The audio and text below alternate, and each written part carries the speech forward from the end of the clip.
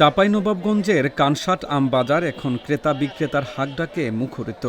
দেশের বৃহত্তম এই আম বাজারটিতে বর্তমানে প্রতিদিন ২০ থেকে ২৫ কোটি টাকার আম বেচাকেনা হচ্ছে।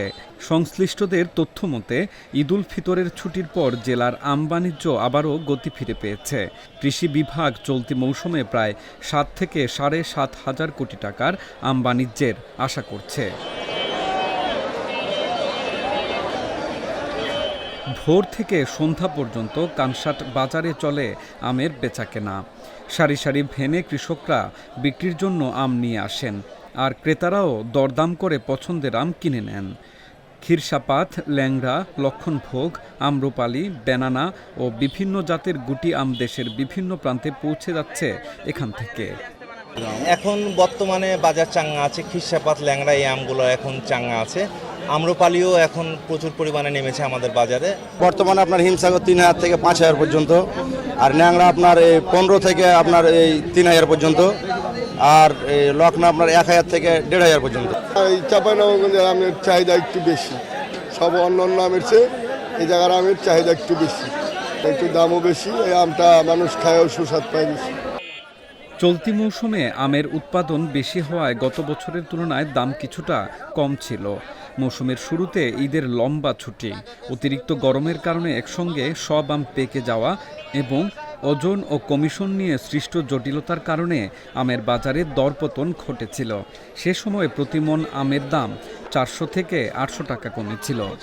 দিন আগে আমি আম কিনতে এসে দেখেছি আমের মূল্যটা অনেকটা সহনশীল ছিল, কিন্তু বর্তমানে এখন আমের ঊর্ধ্বগতি দামের, আর তারপরেও ক্রেতা সাধারণ এটার দাম পাচ্ছে, আমরা ভোক্তা যারা তারাও ভালো আম পাচ্ছি। আর বাংলাদেশের ধরন প্রথা শুধু আম না, সমস্ত কাঁচামালই কিন্তু এটা প্রচলিত। এটা একটা যুক্তিযুক্ত হওয়া উচিত ছিল। আমি আসলে বাস্তবতার নিরিখে কোনো সিদ্ধান্ত হয়নি এখানে, যে আসলে আম নির্দিষ্ট ওজনে হয় না, সবচেয়ে পচনশীল দ্রব্য আম। এটার জন্য বাস্তবমুখী কোনো সিদ্ধান্ত না হওয়ার কারণে এটা বাস্তবায়ন হচ্ছে না মাঠে।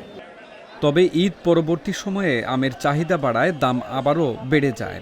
উৎপাদকদের প্রত্যাশা সামনের দিনগুলোতে দাম আরও বাড়বে।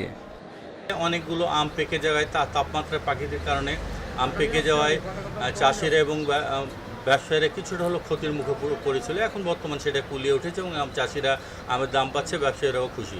বর্তমানে এই কানসাট আম বাজারে ১৫ থেকে ২০ কোটি টাকার প্রতিদিন লেনদেন হচ্ছে। সামনের মৌসুমে ২৫ থেকে ৩০ কোটি টাকার লেনদেন হবে। সব মিলিয়ে এখন ভালো, চাষিরা খুশি, আমরা ব্যবসায়ীরা খুশি, আড়তদাররা খুশি। সব মিলিয়ে বাজার এখন জমজমাট হয়ে জমে উঠেছে। যদিও আমের দাম বাড়ায় সন্তুষ্ট ব্যবসায়ীরা, তবে ওজন নিয়ে অচলাবস্থা কাটেনি। প্রশাসনের পক্ষ থেকে কেজিতে অথবা মন প্রতি ৪০ কেজিতে আম ক্রয় বিক্রয়ের নির্দেশনা থাকলেও তা মানা হচ্ছে না। ৫২ থেকে ৫৫ কেজিতেই মন হিসাবে আম কেনা হচ্ছে, যা নিয়ে ক্রেতা বিক্রেতাদের মধ্যে মিশ্র প্রতিক্রিয়া দেখা গেছে। ৪০ কেজিতে মন হচ্ছে, তো এই জন্য আড়তদাররা বাঁচছে, ঝামেলা করছে, এই জন্য এই জিনিসটাকে যেন ক্ষতি দেখা হয়। প্রশাসন যেহেতু ৪০ কেজিতে মন করেছিল, এটা বাস্তবায়ন হয়নি। এখন আমরা ৫২ কেজিতে মন দিয়ে যাচ্ছি, এটা যেন বাস্তবায়ন করে, প্রশাসন যেন এই জিনিসটাকে মনিটর করে। আমার এই পচন মাল, এই মালটা ঢাকা যাবে কি চিটাং যাবে, ওখানে গিয়ে কিন্তু যেতে যেতে দেখা যাবে আম কিছু পচে বাদ হয়ে গেছে, সেটা কে ডেমারেজ দিবে, ওইটাও আমাকে দেখতে হয়। এখন বিষয়টা হলো উভয়ের উপরে নির্ভর করছে, যে উভয় যদি ঠিক হয়ে যায় তাহলে কিন্তু ঠিক হয়ে যায়, এটা আমাদের দেখার কিছু নাই। ওনারা যদি বলেন যে না আমি ৪০ কেজি বেশি দিব না, আমি ৪১ কেজিও নিতে পারবো না। আমের মৌসুমে চাঁপাইনবাবগঞ্জ জেলার অর্থনীতিতে নতুন গতি আসে। কানসাট আম আড়তদার ব্যবসায়ী সমবায় সমিতি ও কৃষি সম্প্রসারণ অধিদপ্তরের প্রত্যাশা সামনের দিনগুলোতে আমের লেনদেন আরও বাড়বে।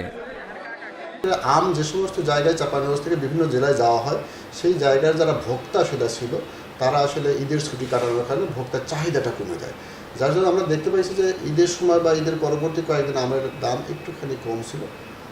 বর্তমানে সেই তুলনায় একটুখানি যদিও দাম বাড়ে, তবে আমার মনে হয় যে যদি আরেকটু কৃষক দাম পেত তাহলে হয়তো ভালো হতো।